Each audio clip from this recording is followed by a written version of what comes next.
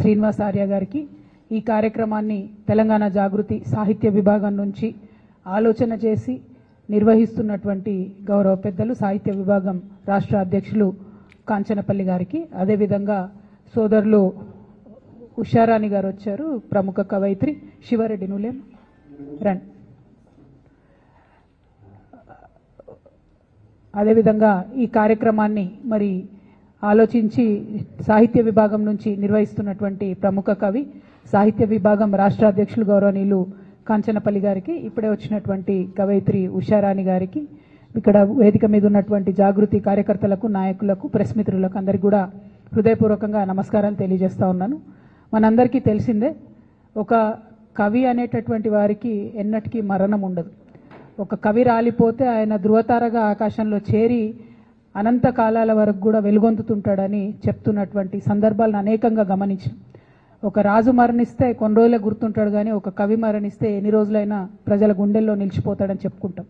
అట్లానే ఇవాళ 111వ సంవత్సరం కాళోజీ నారాయణరావు గారిది మనందరం ఇక్కడ నిర్వహించుకుంటూ ఉన్నామంటే వారు జీవించి ఉన్నటువంటి సమయంలో వారు పాటించినటువంటి ఉన్నత విలువలకు అది నిదర్శనంగా మనం భావించవచ్చు. అదేవిధంగా ఆయన ఎప్పుడు ప్రజల పక్షాన్ని నిలిచినప్పటికీ కొన్ని సందర్భాలలో గొప్ప గొప్ప వారి వల్ల కూడా మిస్టేక్స్ అవుతుంటాయి. ఒక సందర్భంలో కాళోజీ నారాయణరావు గారు, దాశరథి గారు, ఇటువంటి మహానుభావులందరూ కూడా తెలంగాణ భాష మీద ఉన్నటువంటి అభిమానంతో మనం విశాలాంధ్రలో ఉంటే బాగుంటుందని ఆనాడు కూడా వాళ్ళు అనుకున్నారు. పాపం విశాలాంధ్ర అయ్యి ఆంధ్ర తెలంగాణ కలిసిన తర్వాత కరెక్ట్ సంవత్సరంన్నరకే వాళ్ళు రియలైజ్ అవుతారు ఏం జరిగింది అన్నది. రియలైజ్ అయ్యి ఎవరు అనుకున్నారు ఇట్లా అవుతుందని, 2.5 జిల్లాల భాషనే అధికార భాషగా చలామణి అవుతుందని ఎవరు అనుకున్నారని చెప్పి వారు బాధపడ్డటువంటి సందర్భాలు కూడా ఉన్నాయి. ఆ తర్వాత మళ్ళా ఎందుకు ఇట్లా జరగాలి, మన తెలంగాణ యాస ఎంత గొప్పది, ఎంత ప్రజలకు దగ్గరగా ఉండేటటువంటిది, దాన్ని కాపాడుకోవాల్సినటువంటి బాధ్యత ఏంది అని చెప్పి కూడా వారి జీవిత పర్యంతం కూడా మాట్లాడినటువంటి సందర్భాలని మనం గుర్తు తెచ్చుకోవాలి. ఎందుకు ఈ మాట చెప్తా ఉన్నా అంటే సమాజంలో పలు సందర్భాల్లో పలువురు వ్యక్తులకు సంబంధించి కూడా భావజాలాన్ని మార్చుకునేటటువంటి పరిస్థితులు వస్తాయి. అట్లనే అనేక సందర్భాల్లో ప్రజలు కోరుకునే దానికి కూడా మనం సమ్మతించి వారితో పాటు కలిసి నడవాల్సినటువంటి సందర్భాలు కూడా అనేకం వస్తుంటాయన్నటువంటి విషయాన్ని కూడా అందరం గుర్తుంచుకోవాలి. At the end of the day ఆ మనిషి జీవనం ముగిసిన తర్వాత అసలు ఈయన ప్రయాణం ఏంటిది, ఆ వ్యక్తి యొక్క ప్రయాణం ఏందన్న దాన్ని బట్టే చరిత్ర మనని గుర్తుపెట్టుకుంటే తప్పితే ఇంకోటి కాదు.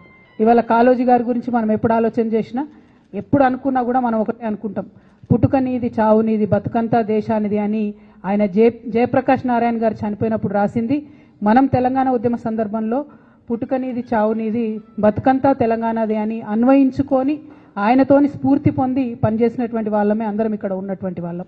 అదేవిధంగా వేలాది మంది, లక్షలాది మంది తెలంగాణ ప్రజలను కదిలించినటువంటి మహా గొప్ప కవి కాళోజీ నారాయణరావు గారు. మరి వారిని స్మరించుకోవడం అన్నది చాలా ఆనందంగా ఉంది. వారు పదే ఒక మాట చెప్పేవాళ్ళు, మన ప్రాంతేతరుడైతే ప్రాంతం హద్దుల వరకు తరిమికొడదాం, మన ప్రాంతం వాడు ద్రోహం చేస్తే ప్రాంతంలోనే బొంద పెడదామని చెప్పి ఆయన అనేక సందర్భాల్లో చెప్పారు. అంటే ఒక ఫైన్ డిస్టింక్షన్, జీవితంలో ఏదన్నా కఠినమైన నిర్ణయం తీసుకోవాల్సి వచ్చినప్పుడు ఎట్లా అయితే ఒక రేఖను, ఒక సరిహద్దును మొరాలిటీకి యువతల పక్క అవతల పక్క అని ఆలోచన చేసుకోవాల్సి ఉంటుందో అవన్నీ కూడా చాలా నిగూఢంగా చెప్పినటువంటి వ్యక్తి కాళోజీ నారాయణరావు గారు. మరి ఇవాళ మనం అందరినీ కూడా తెలంగాణ జాగృతి నాయకులు, కార్యకర్తలే కాకుండా తెలంగాణ ప్రజల్ని కూడా నిరంతరం స్ఫూర్తి నింపి, అదేవిధంగా సమాజంలో జరుగుతున్నటువంటి అన్యాయాన్ని ప్రశ్నించేటటువంటి తత్వాన్ని, ధైర్యాన్ని ఇచ్చినటువంటి వ్యక్తిగా కాళోజీ నారాయణరావు గారు మిగిలిపోతారు. మరి వారితో పాటు రేపు చాకలి ఐలమ్మ గారి వర్ధంతి ఉండడంతో ఈరోజు మరి చాకలి ఐలమ్మ గారిని కూడా మనము స్మరించుకుంటా ఉన్నాం.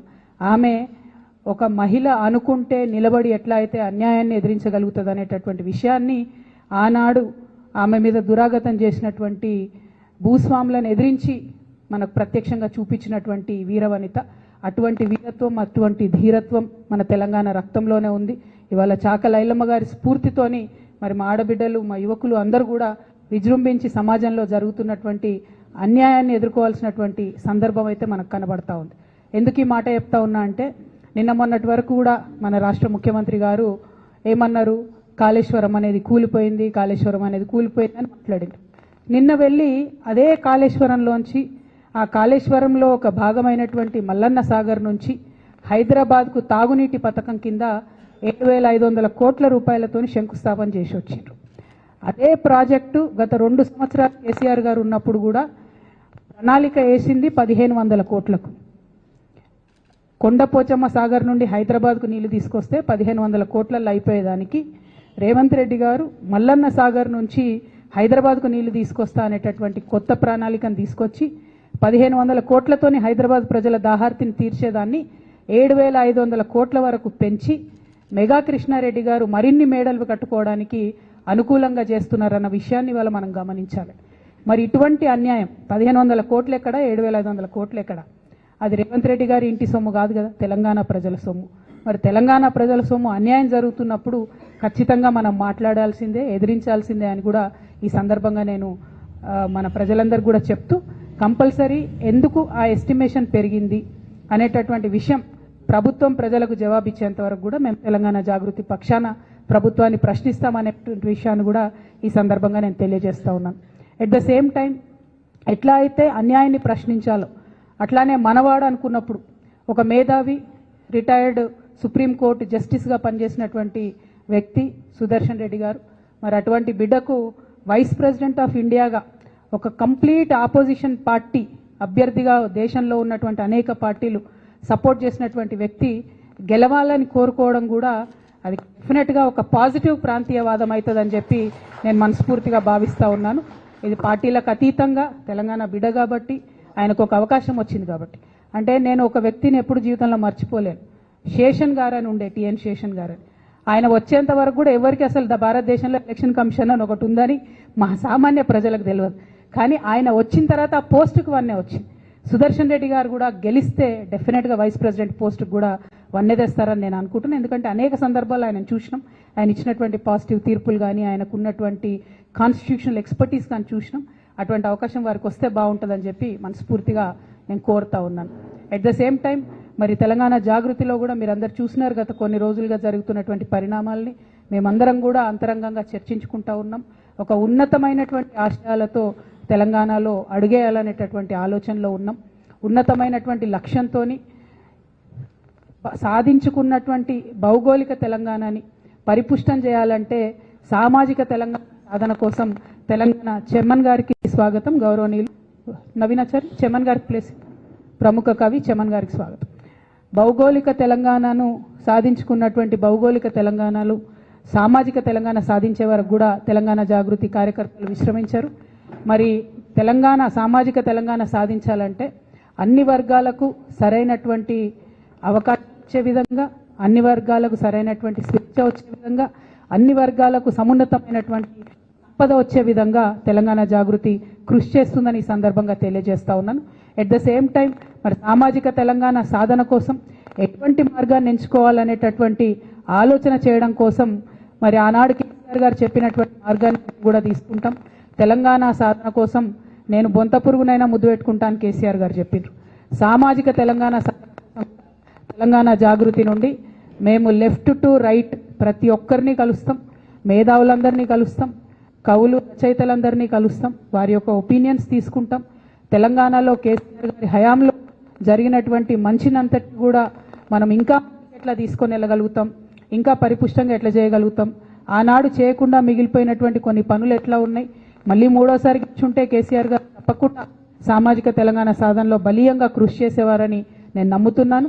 వారు అన్ఫార్చునేట్లీ అవకాశం రాలేదు కాబట్టి తెలంగాణ జాగృతి ఆ ఎజెండాను ముందుకు తీసుకుని వెళ్తుందని కూడా ఈ సందర్భంగా తెలియజేస్తూ, మరి కాళోజీ నారాయణరావు గారి జయంతి సందర్భంగా, చాకలైలమ్మ గారి వర్ధంతి సందర్భంగా ఆ మహోన్నతమైనటువంటి వీరులు ఇచ్చేటటువంటి ఆ స్ఫూర్తిని ముందుకు తీసుకెళ్లడానికి ఇక్కడికి వచ్చినటువంటి మిత్రులందరికీ కూడా మళ్ళొకసారి ధన్యవాదాలు తెలియజేస్తా ఉన్నాను. ప్రముఖ కవి చెమన్ గారు, అట్లానే ఉషారాణి మేడం గారు, ఇంకా అనేక మంది సాహిత్యమూర్తులు వస్తూ ఉన్నారు. వీరందరి ఒపీనియన్స్ కూడా తీసుకుంటాం. అల్టిమేట్గా ఒక మంచి సమాజం, అందరికీ అవకాశాలు ఉండేటటువంటి సమాజాన్ని నిర్మించడం కోసం మా వంతు కృషి చేస్తామని ఈ సందర్భంగా తెలియజేస్తా ఉన్నాను. Thank you. జై తెలంగాణ, జై తెలంగాణ. ఏమై స్లో ఉన్నారు? జై తెలంగాణ, జై జాగృతి. మీడియా మిత్రులకు ఒక చిన్న రిక్వెస్ట్ ఏంటంటే, మేము ఈ సమావేశాన్ని కొనసాగించుకుంటాం. మీరు ఒకవేళ కదలాలనుకుంటే కైండ్లీ స్లోగా కదలండి. ఎందుకంటే వచ్చినటువంటి కవి మిత్రులు వారి ఒపీనియన్ షేర్ చేసుకోవాలనేటటువంటి ఆలోచనతో